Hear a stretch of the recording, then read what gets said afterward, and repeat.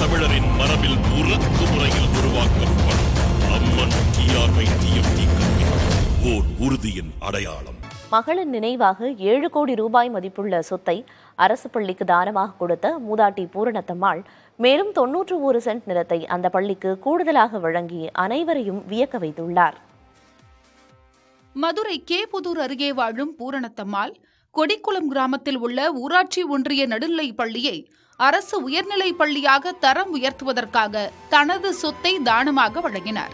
பள்ளிக்கு கட்டடம் கட்டிக் கொள்வதற்காக அவர் கொடுத்த 1 ஏக்கர் 52 சென்ட் நிலத்தின் மதிப்பு 7 கோடி ரூபாய் ஆகும். மறைந்த தனது மகள் ஜனனி நினைவாக அந்த இடத்தில் உயர்நிலை பள்ளி கட்டடம் கட்டிக்கொள்வதற்கு பயன்படுத்திக் கொள்ள வேண்டும் என்று அவர் கேட்டுக்கொண்டார். அவரின் இந்த செயலுக்காக பூரணத்தம்மாளுக்கு தமிழக அரசு குடியரசு தினத்தில் விருது அளித்து கௌரவித்தது. இந்நிலையில் அதே பள்ளியில் கட்டுமானம் கட்டுவதற்காக கூடுதலாக 91 சென்ட் நிலத்தையும் தானமாக வழங்கியுள்ளார் பூரணத்தம்மாள்.